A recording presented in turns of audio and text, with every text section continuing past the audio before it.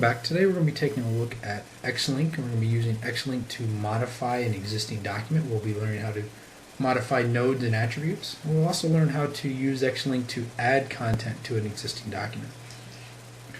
XLinq is the Linq implementation that iterates over XML documents.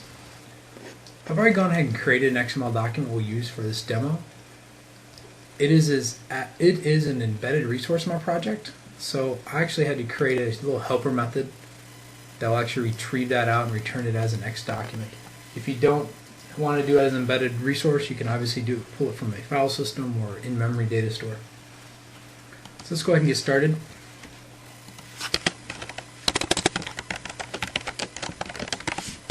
I'm actually going to create a test here, and first thing we're going to do is learn how to update element and attribute values, and then we'll actually step into modifying the existing document.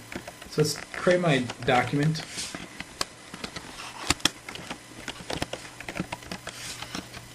We'll use that helper method to return the in-memory implementation of the XML document. And then I'm going to go ahead and get started. First thing I'm going to need to do is actually query the document for data. So let's do from doc in document .descendants. I'm going to be looking for all the subscriber descendants. And I'm going to go ahead and create a local variable so I can do some checking against it.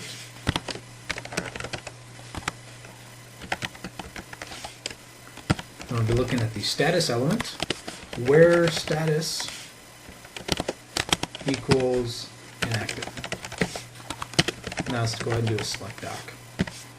So I'm going to be querying the entire document looking for all descendants of subscriber. I want to look at just the element that is of status, and I'm going to look for only ones that match the word inactive.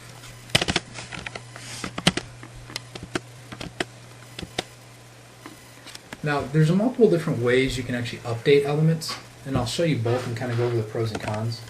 The first way is the simplest way. I can simply do this, and I'll change it to active. But be leery if you use the set element value. This here will actually create the element if it does not already exist. If you want to actually update only existing ones, you'd want to do something like this. You want to check to see if the element exists. And then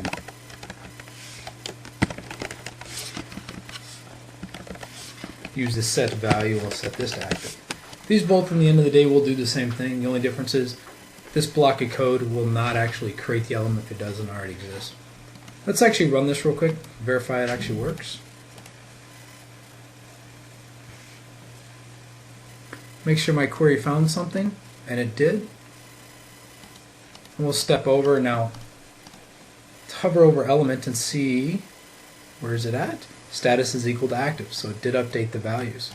Now here we'll actually just re-update it, so I'm just going to go ahead and step over this. Well, that's how you update an element. How do I update an attribute? Let's comment that out and actually do a for each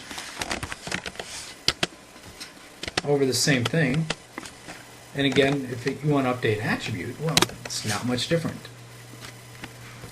All you basically do is you call the set attribute method instead of the set element, and we're going to be looking for the attribute type. We're going to give it the value, foo. If you look up here on my status, I have an attribute called type on my status node, so that should be the one that will be updated.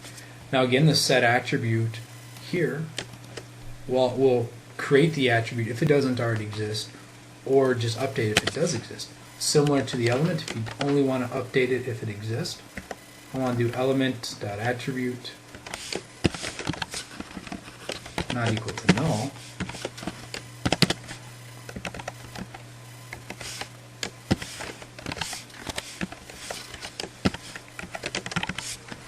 And this will give you the same results. You'll notice that pretty much the same to update an element or an attribute, but I thought I'd show both just to kind of show how to do it. So you can see updating document data is fairly easy and fairly straightforward. Basically, you need to simply query for your document, and in my case, iterate over it, doing a set after set for either an attribute or an element. But what happens if you want to actually append data or append pieces to a document. Let's go ahead and learn how to do that real quick.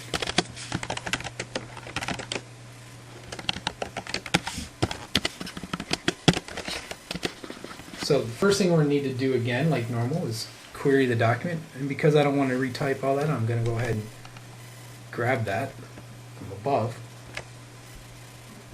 Now let's say we want to actually add a new attribute, a new element to it. I'm going to iterate over it again, and we're going to add it to every instance. So I'm just simply going to do element.add. And this is where XLinq gets pretty powerful and pretty easy. I can just start chaining these things together.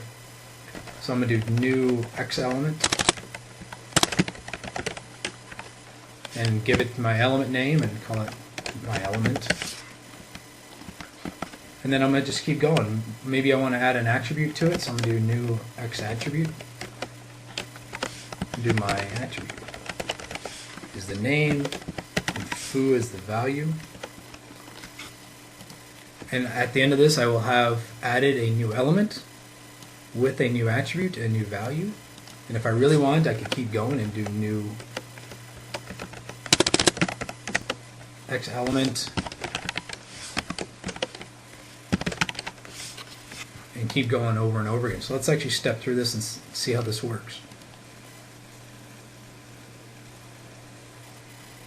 Let me scroll down real quick. Make sure I actually found some data. And I did. So if I step over this, into this, my element now at the very end will have my new attribute called my element with an attribute value called a foo of my attribute, and I've even created a new child node below that. So very easy to start manipulating and adding things, adding new content. If you're doing this using the old style XML document and XPath, it would be a little bit more painful. Well, we've appended. Now let's go ahead and just delete, because, well, it's fun to delete data.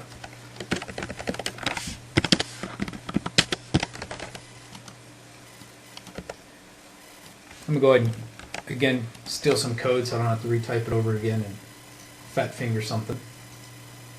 Now what if I want to remove all elements that match this? Well, in XLinq it's very easy.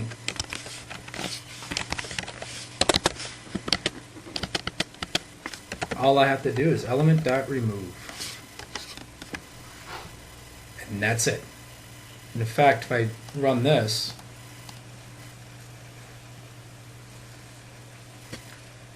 I'm going to put a breakpoint at the very end of this so we can actually look at something real quick. Didn't hit my breakpoint, but this will actually remove each element from the list one by one. And at the end of the day, if you were to save this document back to memory or back into the file system, you would actually be a few elements later. So what have we gone over today? We've gone over how to query the document, which was kind of a side effect. We've gone over how to modify element values as well as attribute values. We've learned the difference between what setAttribute does versus the setValue does. We then learn how to modify an existing document by querying for it and adding new element with attributes and even child elements. And then we've learned how to delete pieces of data one by one through the document. So as you can see, XLinq is fairly simple, fairly powerful. Doesn't require you to worry about XPath or anything like that, which, if you ask me, makes life a lot simpler. So I hope you learned something today. Till next time.